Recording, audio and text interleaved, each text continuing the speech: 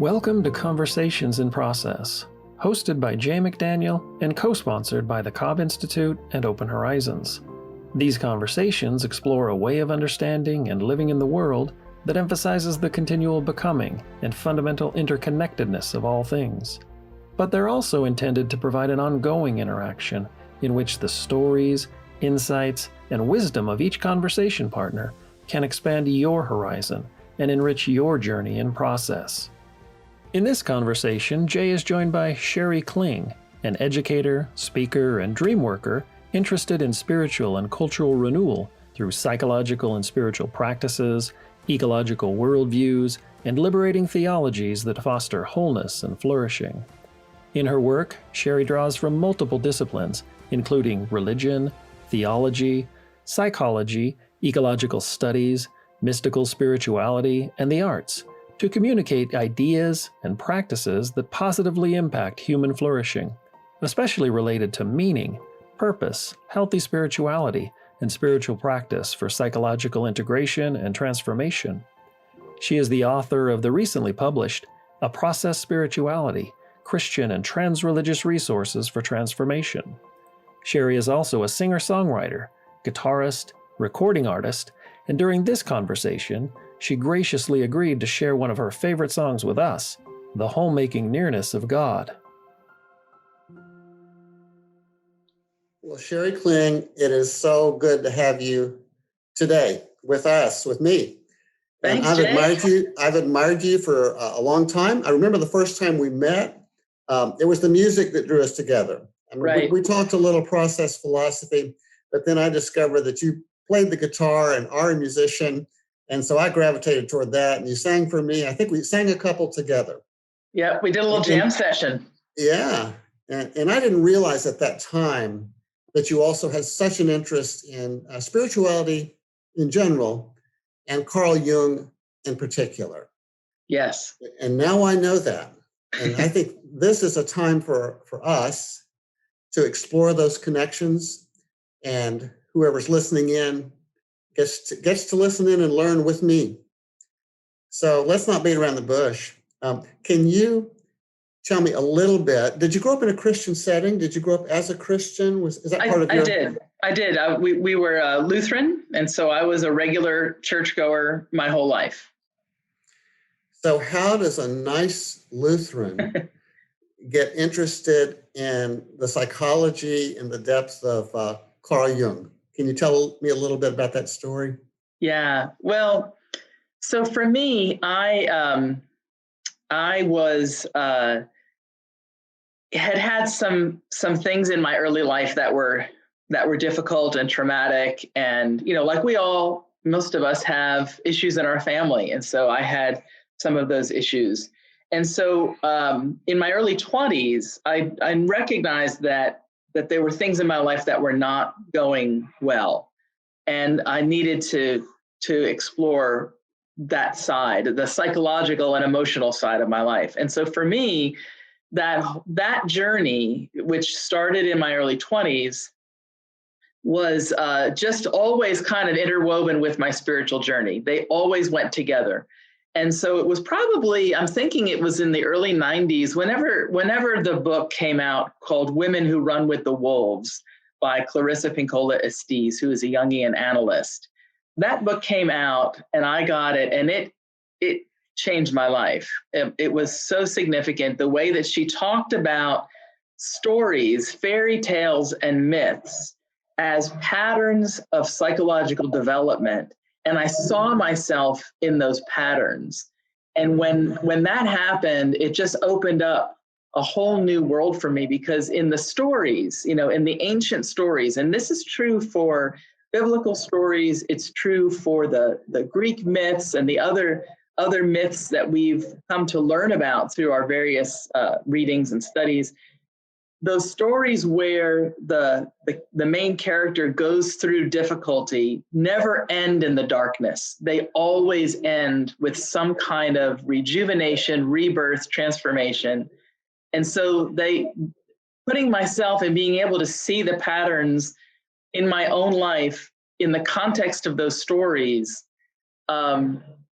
allowed me to see my life not as just a series of random acts of suffering, but as part of a larger story. And that gave me a lot of hope. Mm-hmm. So when I think of Jung, sometimes I quickly think of dreams and the role that dreams can play in helping us find some kind of integration. What you just told me was being attracted to the stories and that of archetypes and that you learn about, that you read about, maybe you see in movies these days or whatever, people can. Were you also attentive to dreams? Was that a part of your life early on, or did that come later? I think it wasn't a part of my life early on. I think it came about probably through working with a therapist somewhere along the way who suggested that I start to write down dreams. And even before I became familiar with Jung and Jungian psychology. And so, someone that was helpful to me to suggest that. But then once I started doing that, and once I got into the Jungian writers, then I was doing a combination of things. Robert Johnson, who passed away a couple years ago, not real long ago, has a wonderful book called Inner Work. And so there's a lot of guidelines in that book about how to do inner work. And basically the reason to do inner work, I'll just say quickly, is to go through what Jung called the process of individuation. And I'll come back maybe a little bit later to how Jung talked about the psyche and the way the psyche compensates for our conscious attitudes by bringing us unconscious material to balance us out, right? And so this process of individuation is a process where you bring up unconscious material, your shadow material that needs integration, the kinds of things that are kind of running the show behind the scenes that you're unaware of that often cause us to repeat patterns that are bad for our lives, right? And so, so in that process of individuation, some of the tools that are really helpful are looking at your dreams, doing dream work. I was using journaling. That's not necessarily a Jungian thing, but I was using a lot of journaling. And then also Jung talked about synchronicities. And synchronicities are those meaningful coincidences that happen in our lives that reflect where our inner world is reflected in the outer world and is connected through meaning. And he thought he didn't ever think that was a causal relationship. In other words, our inner psyche didn't cause those outer experiences to happen. What he said, and this is also very resonant with Whitehead's thought, that the world is full of meaning. It's just value soaked and meaning soaked inherently. And sometimes that meaning can be the connection between an inner event and an outer event. And those are synchronicities. And if we pay attention to those, again, we can begin to see where our unconscious is helping us to move toward more wholeness and transformation. That makes so much sense and gives all of us a lot to think about. So if you assume that the people listening right now know just a little or maybe nothing about Jung, can you name some additional ideas in Jung that you have found helpful and that you kind of half wish everybody knew? There are a lot, but so many of his ideas, and I'm not going to be able to list them all, but so many of his ideas have become part of our common vocabulary, and many of us don't even realize that they come from Jung. So Jung talked about the way that he understood the psyche, and so he worked with Freud, and in the early 1900s, Jung was working with Freud. He was really Freud's kind of protege, and they had a split over some key areas of disagreement. And so Jung went then on his own and developed what he called analytical psychology. And so his idea of the psyche was that the psyche is made up of different parts, that there's the conscious psyche, the personal conscious psyche, what we're aware of, what we focus on, what we know about ourselves. Then there's a personal unconscious that is made up of what is unknown about ourselves, but what comes out of our personal experience. And sometimes, the things that we don't want to own about ourselves, they could be things characteristics we don't want to own that we have, or even good things that we aren't willing to let ourselves have, right? But what was really key is that Jung theorized that there was a collective unconscious that was kind of the repository of all of human experience, and that collective unconscious is what was responsible for the symbols and images that arose in across cultures in various myths and stories, and also what came up in our dreams. And of course, we've all heard the term archetype. That comes from Jung. And it was because he saw these images and patterns arising across cultures that he theorized that there were these archetypes that were kind of like forms that arose, that were part of the human experience, because they were, throughout time inherited by us in today, as we are born. And so these archetypes are patterns that influence us. They're patterns around which images are collected that then become meaningful to us. And so, again, this is the collective unconscious. Has this compensatory relationship. Our unconscious has a compensatory relationship with our conscious mind. So in other words, Jung said that the psyche has this kind of innate system that when our conscious mind, our conscious ego gets out of balance, like if, for example, if we become too perfectionistic, the unconscious will bring up something that will balance that out. In other words, we'll do something that will show the world how imperfect we actually are. And so that is a way for our psyche to get back in balance and be in kind of a more of a homeostasis sort of status. And the way that the unconscious brings up that material is through images, because the unconscious does not have, language in the sense that we use language and conceptual language that we use with words. So the unconscious throws up these images, and those images can arise in dreams. They can arise just in our reverie and daydreaming. So there's many paths through which that material comes up. But Jung talked about that if we don't work with that material, if the unconscious is giving us material and we ignore it, we don't work with it, it'll come back to us as illness or fate. What was the illness, or what? What was the or fate? Fate. What happens to us? Right. Right. Right. Sheri, from a Jungian perspective or from your own, are we all already involved in a process of individuation, or is that something that only happens if we consciously enter into it? It's something that it is always happening, because there's what Jung believed is that there was a pattern of wholeness in the psyche that he called the self with a capital S. He said that's the God image in the psyche.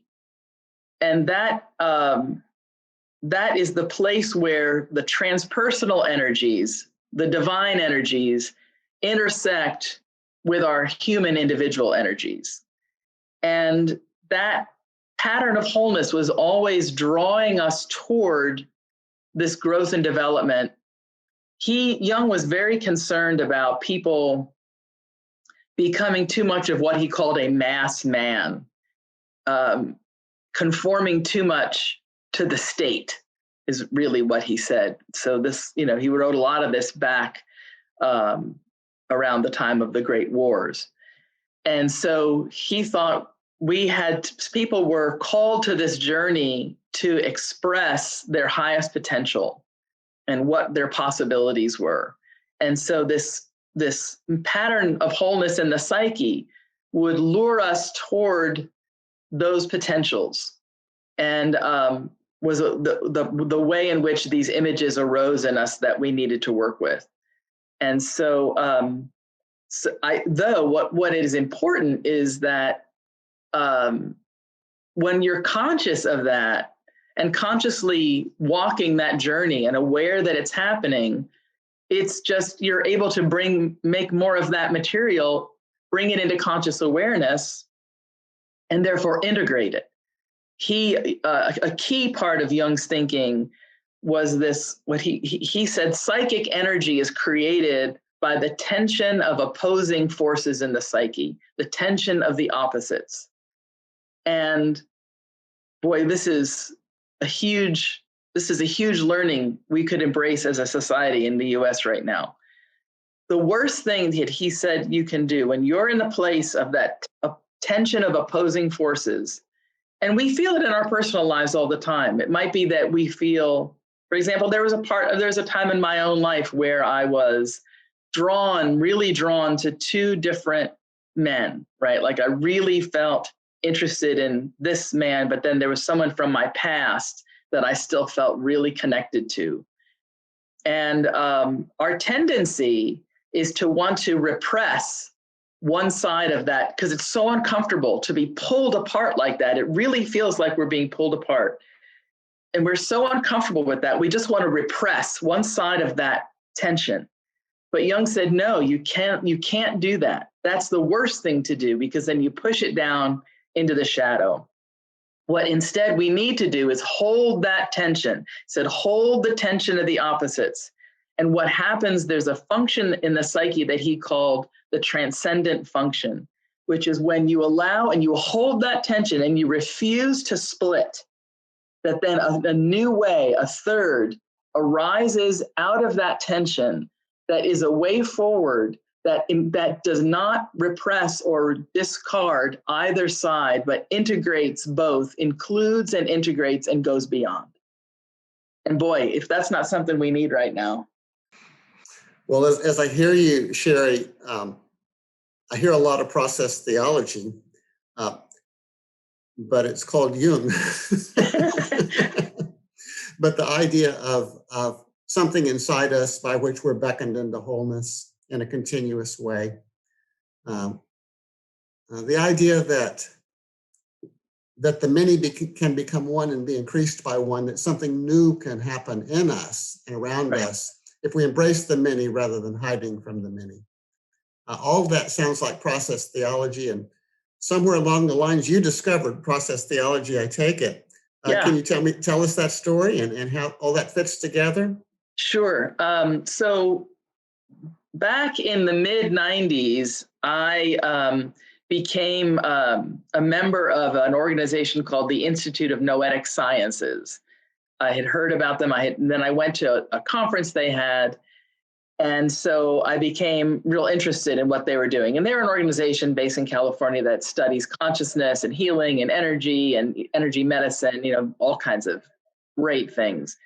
And I read a book by one of their fellows named Christian De Quincey, and the book was called Radical Nature. And in that book, he talked about the idea that consciousness goes all the way down, that there's consciousness in everything all the way down, even to rocks and minerals and things like that. So I read that book, and in it, he references Whitehead and talks about process philosophy and process theology. So that was in the back of my mind as something I knew I wanted to learn more about. And when I went back to school in 2009 to get my master's degree, when I was looking at different schools to go to, I was always looking, do they have any courses on process theology? Because I want to look at that. And so I ended up going to the Lutheran School of Theology at Chicago. And I did an emphasis there in religion and science. And LSTC, which is known by, didn't actually have a course in process theology, but McCormick Seminary, which was next door, which was the Presbyterian seminary, has a wonderful theologian there named Anna Case Winters, and her class, I took her class in process theology. And so in that class, and I was, very interested in it from the from the beginning. I loved what we were reading. One of the books we used was the introduction, the very well-known introduction to Process Theology by John Cobb and David Griffin. And as I was reading that book, when I got to the chapter on Christology, where they talked about Christ as creative transformation, I thought to myself, well, this is just like Jungian individuation. And I started seeing, some resonances between Whitehead and Jung, and or process thought and Jungian thought. And that got me started on a research path that I never departed from. And I did a paper for that class on resonances between Whitehead and Jung, and just in the process of my research discovered the book Archetypal Process, which edited by David Ray Griffin, which was published in 1990 after a conference that was held at Claremont School of Theology. Claremont was probably with Claremont Graduate University as well, I'm guessing, where James Hillman, an archetypal psychologist influenced greatly by Jung, came and talked with process thinkers. So they had Jungians and process thinkers in dialogue. And when I found that book, it was like, oh my God, it's not just me that sees this. And I got very excited. And then did my master's thesis on these two schools of thought, and came to Claremont as a PhD student working with Philip Clayton, just knowing that was where my work was going to be. And so then I did my dissertation on that, and here we are today. So published a book just recently on that research, and I still love it. I never got tired of it. Yeah, I know Hillman's writings also, and I'm a fan of Hillman's as well. And it's my impression, and Sheri, if I'm wrong, just let me know, that Hillman invited people to recognize the richness of a polytheistic consciousness. And so one of the brilliant features of Hillman was to open up the minds of those of us who overemphasized oneness and unity at the expense of manyness and variety and multiplicity. Mm-hmm. Which takes me then to the question of God, and in particular, God in process philosophy and process theology. First, can you just say a word about the links that you have discovered or developed between a process understanding of God and Jungian thought? And then if you could speak a little bit to the question of multiplicity and a variety of images for however God is understood. So first and foremost, how about God and Jung? Well, there's a lot of interesting ways their paths kind of cross. Both Whitehead and Jung had clergy in their families, I'm pretty sure, and both also really felt that religion needed to be self-critical and willing to evolve. They both, Whitehead and Jung, really rejected some of the core ideas of the modern worldview. So they both just, rejected the mechanistic doctrine of nature. They rejected sensate empiricism, that everything was just what we could learn through the senses. They also rejected the denial of any divine presence or influence in the world. And so the three main things that I focus on in my book that I say, because basically the core theme of my book is that we are, especially in the US, in a very fragmented state. And that state of fragmentation is at the societal level, at the interpersonal level, and at the intrapersonal level. At all levels, we are just fragmented. And I put the blame for a lot of that on this worldview that we hold in the West that is dualistic, materialistic, mechanistic, that is pulling us apart, along with some of the other kind of political realities we live within. And so we are in this fragmented state, and that's, look at our politics, look at racism, look at the loneliness we have in our culture, look at the increasing use of antidepressants, anti-anxiety medications. The evidence is just astounding that we have this fragmentation. What I say is that with Whitehead and Jung, we have access to resources that are very integrating. So Whitehead at the level of the cosmos and Jung at the level of the psyche talk about an integrating reality that moves us toward wholeness and transformation. And so what I also say is that, in both of those systems, they paint reality at both of those levels as one in which there is value inherent, there is relationality inherent, and there is transformation inherent. And so what that means is that we matter, we belong, and we can experience positive change. And those three things are then able to be experienced in our own lives in a very deep way through a practice like dream work. That we can, when we do dream work as a spiritual practice, that we can then see and experience for ourselves that these things are true about the cosmos and the psyche. So of course, you look at the idea of God. Both Whitehead and Jung talk about that we can encounter this other at for Whitehead, the beginnings of experience, for Jung, the depths of experience. That human experience at its very bottom, we encounter an other that is, like Jung talked about the objective psyche. Whitehead talks about causal efficacy, and that the world itself is the past world itself enters into each thing as it arises. Whitehead also talked about God being present in each thing as it arises, as that living immediacy that causes it to arise, and also the possibilities that God is offering that thing as it arises, right, to actualize. Jung talks about that we encounter the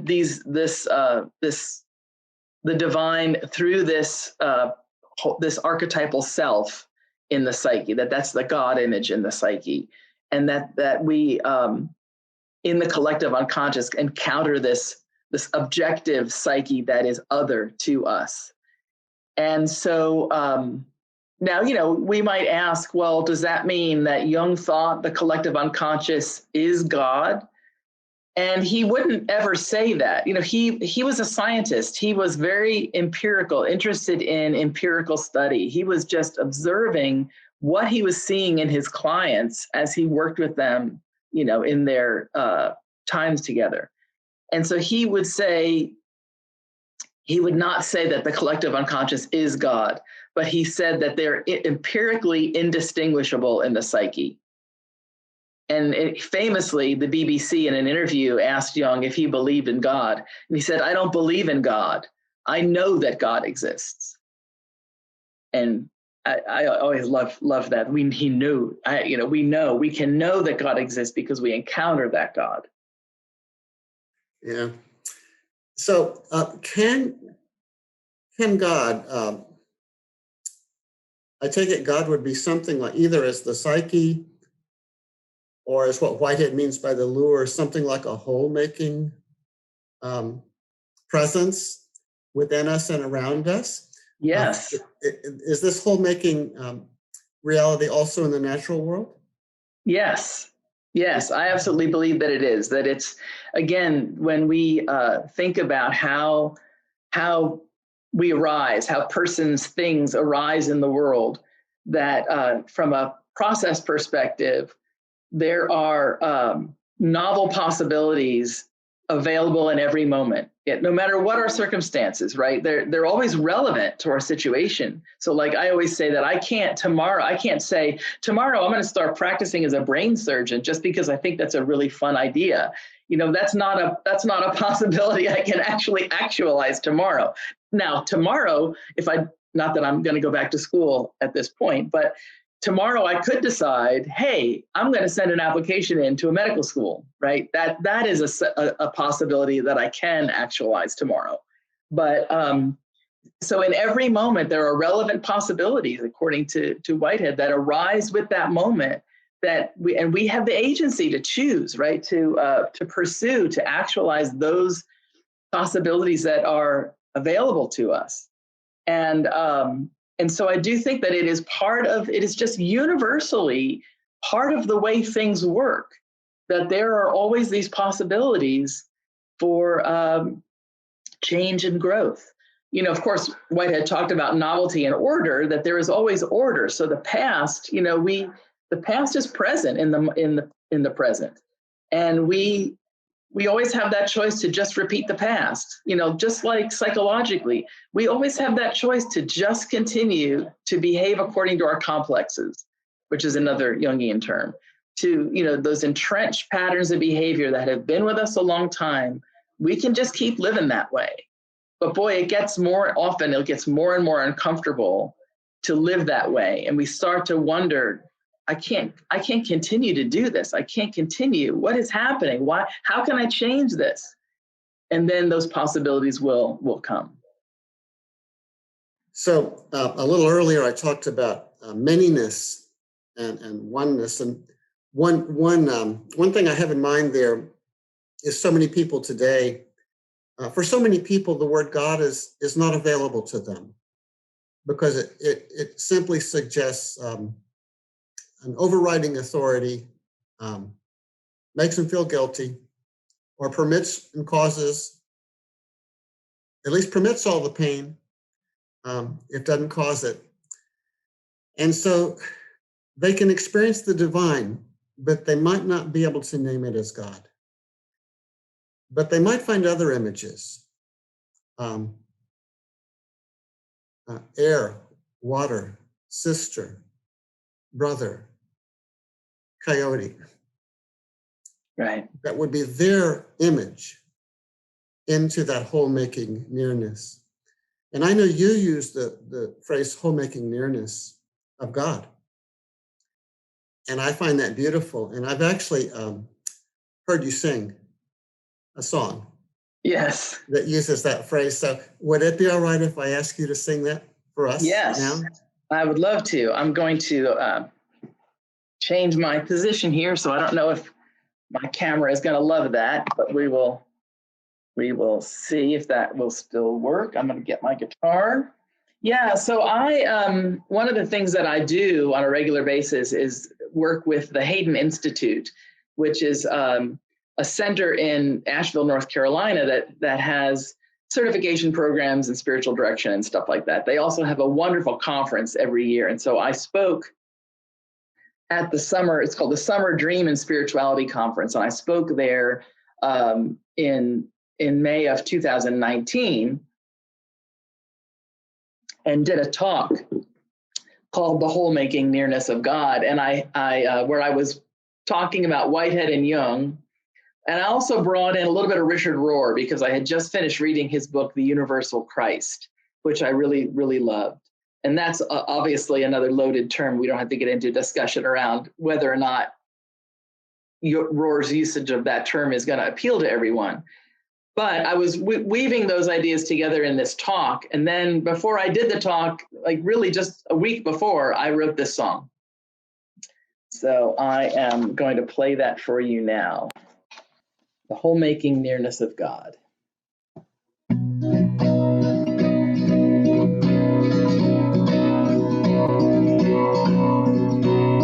In cosmos and psyche, the sacred is near. We're interconnected, so what shall we fear? In each forming moment, God's new will appear. The wholemaking nearness of God. We cannot carry carry the glory or shame. We cannot heal all the pain in our name. Living in Christ trades compassion for blame. The whole-making nearness of God.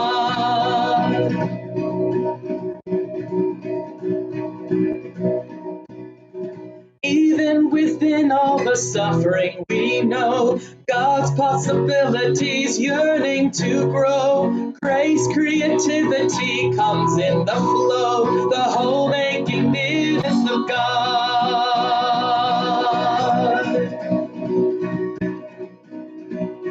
Let it flow, let it flow, at the world may know. Seeking the best for each being that lives, never excluding this cosmos forgives. Wholeness and healing, the love that God gives, the whole-making nearness of God.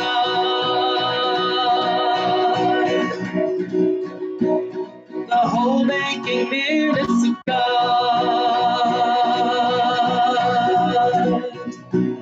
The whole-making nearness of God.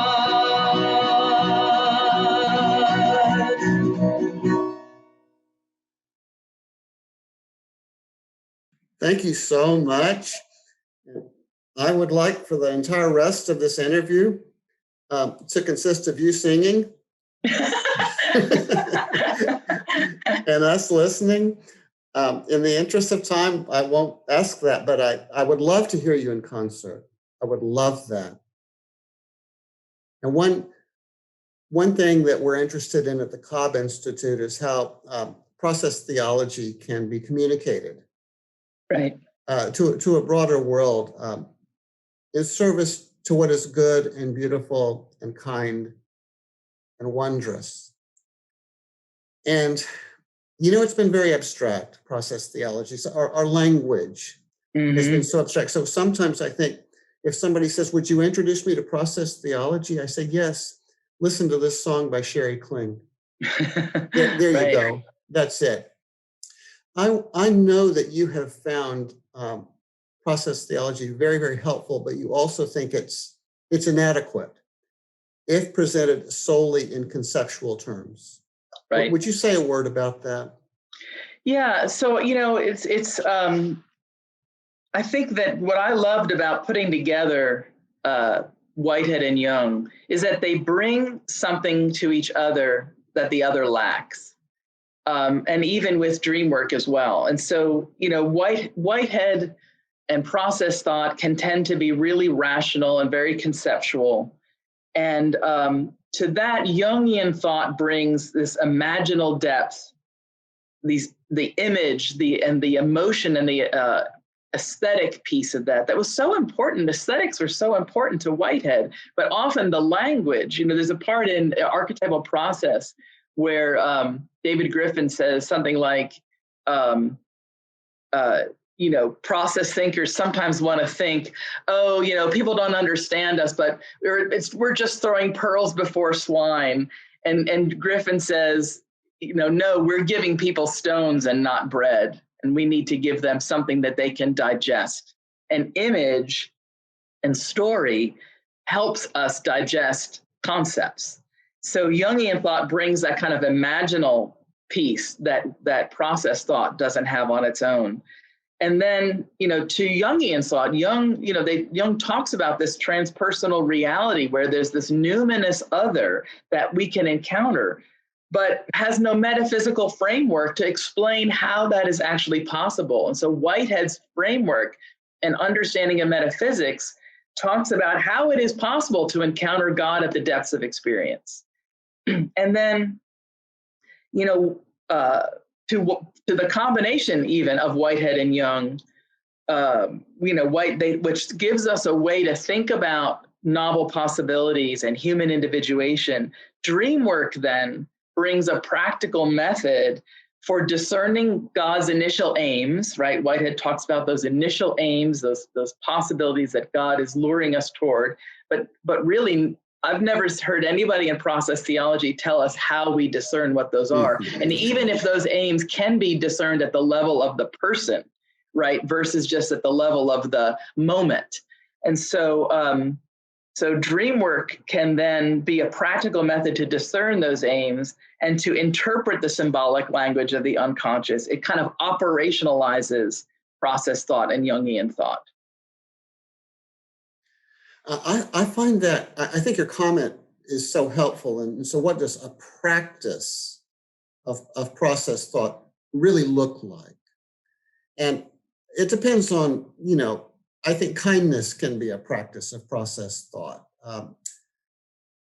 Public service can be a practice of process thought, but there is, what practices help us become individuated? What practices actually help us become whole people? I would like to ask you a question here, though, about the availability of dream work to everybody. In my own experience, Sheri, some people are drawn to it and some people are not. Some people can remember their dreams. Some people can't. So are there, in your view, additional ways, in addition to dream work, by which I could say process thought can be practiced at the individuational level, or for that matter, Jungian wisdom can be practiced at the individual level, in addition to dream work?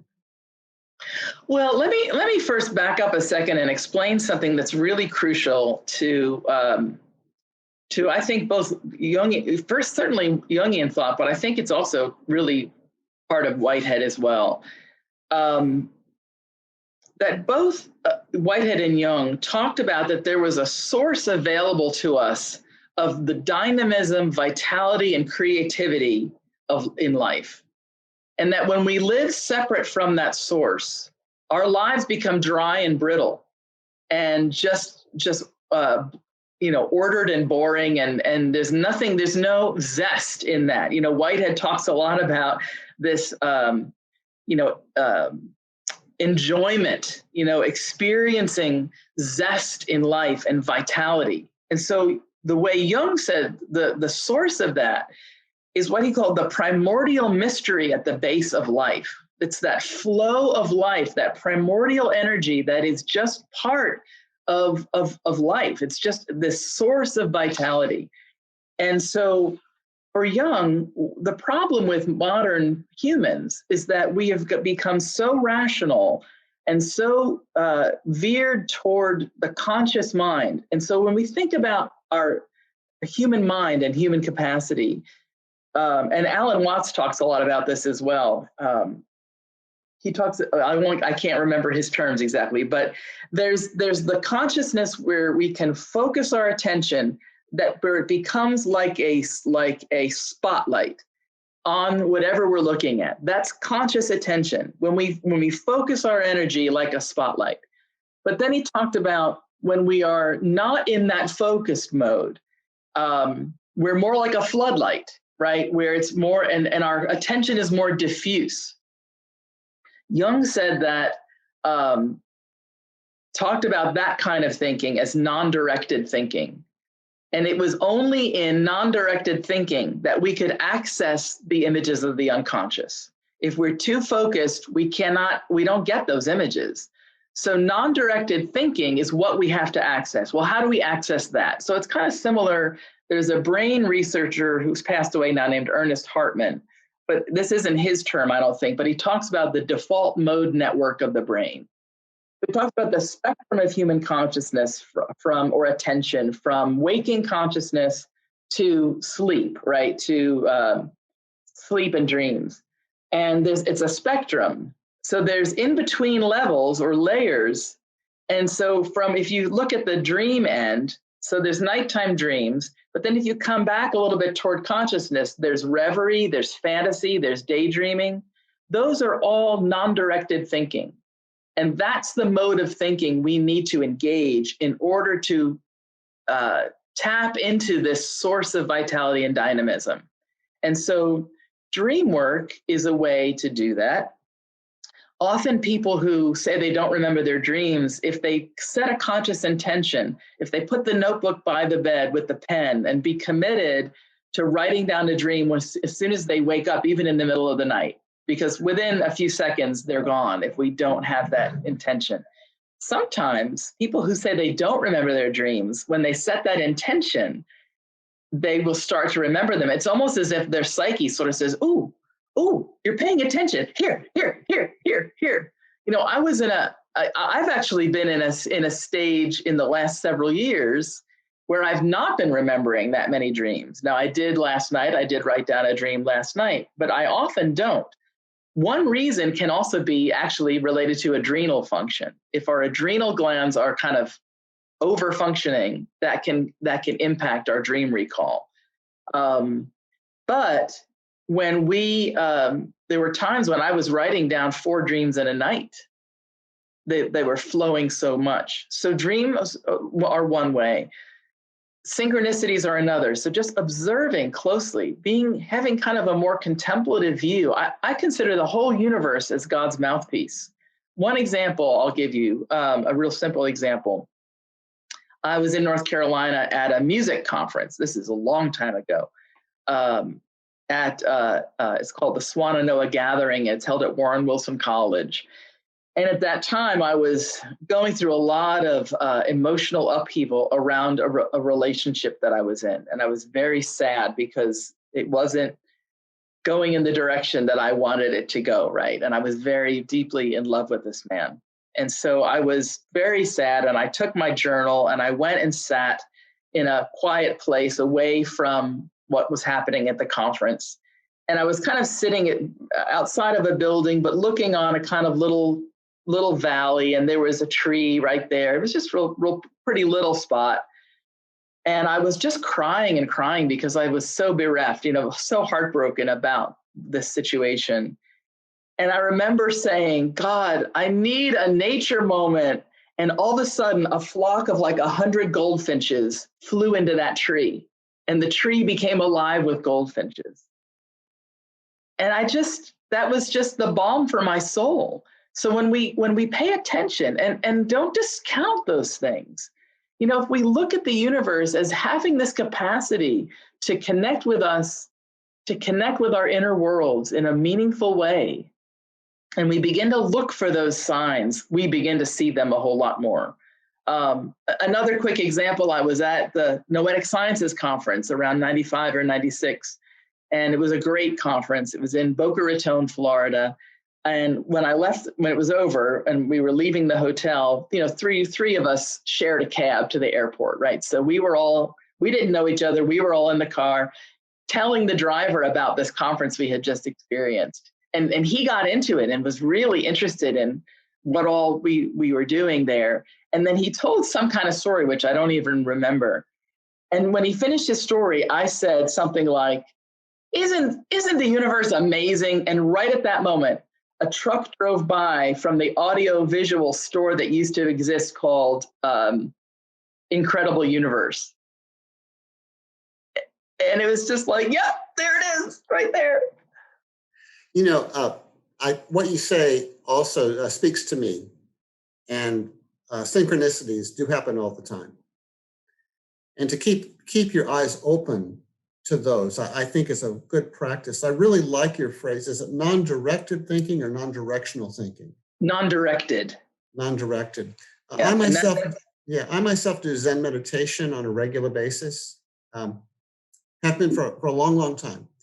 And that is an entrance into a kind of non-directed thinking. It's not focused on problem solving. It's not chasing thoughts. You have thoughts, but you don't chase them. And so other things come up precisely in the activity of non-directed thinking. Yeah.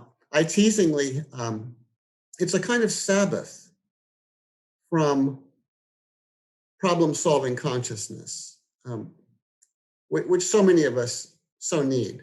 Even God needs it on the seventh day. I think God entered into non-directed appreciation of the splendid nature of the universe. Exactly. That reminds me, though, that we live in, as you know, we live in such a troubled time. Yeah. And a lot of us hope for and want to give our lives to something like beloved community. In the process world, we call it ecological civilization. It's community that happens within the context of a beautiful creation and where we live with respect and care for the whole of things, but are certainly ourselves, certainly one another. You certainly have persuaded me of the wisdom of Jung and Whitehead in combination. So many examples, not from you, but from others that I run into in Jungian circles, actually, tend to focus on the person and the individual and personal circumstances. But we live in a time when we need collective dreams. We need somehow to dream together and dream our way into a way of living with one another in the more than human world that's gentle and creative and kind and just. And I think we're looking for such a dream. Do you see Jung and Whitehead individually or together as somehow giving us guidance for collective dreaming toward the common good? Yeah, I definitely do. And there's, there's different ways that I think is true. One is communal dream work is one good example. But even before I get there, I just want to say that when I think, and even in my own life, what I've seen is that when you start to do these practices like dream work, and you begin to find that there's this wisdom that comes, that's available, that comes and works in your life, that you can see possibilities, that you can experience this kind of wholemaking that's happening.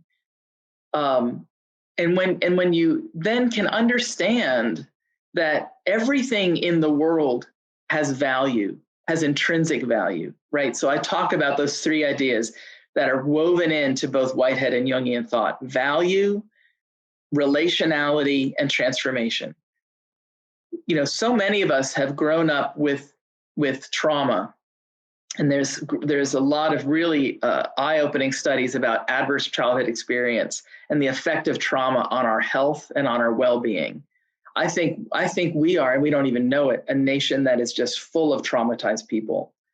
And so when we can begin to glimpse that we are not alone, that we are not disconnected, that we are, and believe me, I still struggle with this all the time. It's a struggle that's with us because life is hard. And this way that this perishing in flux that's built into life, it's just really hard on our hearts. And so, but when we begin to see glimpses of the value that everything has, when we see God in everything, when we see the universe as God's mouthpiece, when we see every being as part of this whole, while still having value for itself and enjoyment of its own, when we see that connection, and then we see that there are possibilities that arise, that no matter what our life has been like, no matter how difficult our childhood was or our present day, no matter what trauma we've experienced as a child or as an adult, there are possibilities for wholeness and healing that are available to us. That changes our view of the world. Now, I want to talk a little bit about this example of communal dream work, and dream sharing groups are something that arose really kind of in the 70s through the work of people like Montague Ullman and Jeremy Taylor and a few others. And Jeremy Taylor created a way of working with dreams in groups that he called projective dream work, group dream work. And so that process, what happens in that process is first that it's based on an acknowledgement that anything that I do, any time that I might talk about your dream, I am projecting on your symbols. I can't say what your dream means for you because your symbols are your symbols. Now, the symbols that arise from the unconscious are both collective and personal. So they can be cultural symbols that are very much part of our cultural milieu, right?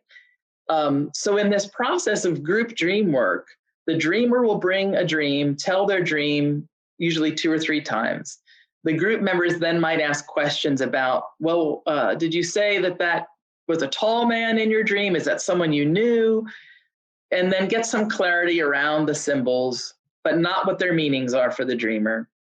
And then the dreamer kind of turns over their dream to the group and says, all right, now you all can work with this dream for a while, and kind of backs out of the circle.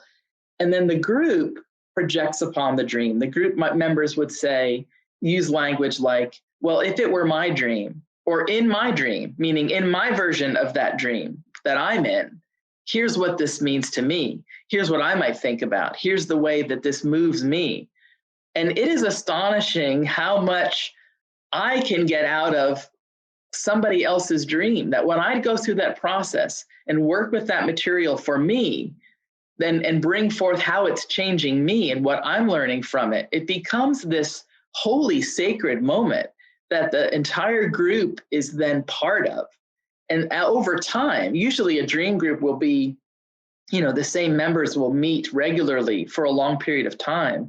The trust that develops in those groups, the intimacy that develops, the bonding that develops, what we learn about each other is so beautiful. It's kind of like, it reminds me of, I'm forgetting who it was that I quoted in my book about this, talking about how one function that church used to serve is that it would bring together people from all levels of society, from an area in a community into the same church. Now, this is, right now, our churches are very segregated, and they're also maybe even economically depending on the neighborhood. But in the past, I think there might have been more interplay between people in different roles and functions and levels or economic classes in society. And for that time that we were together in that church, in that worship service, those differentiators went away, right? And we were able to experience each other in a way that we could develop respect for each other and kind of know that we shared some kind of common values. And that's difficult to find in American culture right now. And so anything that helps us come together and share what's happening in our inner lives, also in a group, and the church used to call this exhortation, when somebody talked about where God was, where they saw God. If we had those kinds of stories among ourselves, this is how God was working in my life today. This is the synchronicity that came up for me last week that really helped me. This is the prayer I prayed that really led to some movement in me. That kind of sharing of that spiritual part of our lives is, I think, how we can develop hope and faith and boost each other up and have community. And so I think that, these ideas that, so both Jung and Whitehead, not just the dream work, but the way of looking at the world, the way of understanding the world as being one of value, of belonging, of transformation, I think these are very life-giving resources for me, and I think for others too. Sheri, there's a song by Bob Dylan, and the lyric goes something like, you can be inside my dream if I can be inside yours. And that makes me think of Jesus, actually. And Jesus had lived from a dream, and he called it the kingdom of God. That state of affairs when the will of God is done on earth as it is in heaven. So it's kind of like beloved community. Yeah. But a lot of times we think of Jesus as having a full-fledged dream, and we're to receive it. But I wonder if it wasn't an invitation to be inside his dream and the other way around, and we help further create it. And if the inclusion of the more than human world now is at least one thing we can, in some ways, add to that dream. Oh, yeah. Add to that dream. One thing is very clear to me is you have so much to offer. Your ideas are so engaging, and Thank you. You're a theologian in the making, and you. What a future we have with your help. We in the process world, we in the Jungian world, and we in the world. So to close things out, where do you see yourself as going? What most excites you now? In what directions would you like to be moving and taking all this? What is your dream for yourself? Yeah, well, I've got some plans to launch a YouTube channel and do other things like that, where I can kind of talk about these ideas, talk about really dream, spirituality, and transformation. I mean, those are my core loves. And to talk about some of these things and introduce some of these ideas to a wider audience. I want to re-edit my book into a more general reader-friendly version. And, another thing, I think we have gotten such a skewed idea in this culture, speaking primarily of the US, but I don't think we have any good idea anymore of what a good life is. And so I see a future book as being about what I think a good life is, and how we can live a good life and have human lives that have meaning and value and purpose. And so those are the directions I think I see myself moving in. Well, may that come true. Amen. I'm into that. So thank you so much for being with me and with us today. Thanks for having me, Jay. I really loved it. Enjoyed talking with you. Same here. Yeah. Conversations in Process is a co-production of the Cobb Institute and Open Horizons. If you'd like to support this podcast and help us realize our aim to advance wisdom, harmony, and the common good, please consider making a donation by visiting cobb.institute. That's cobb.institute and clicking on the donate button.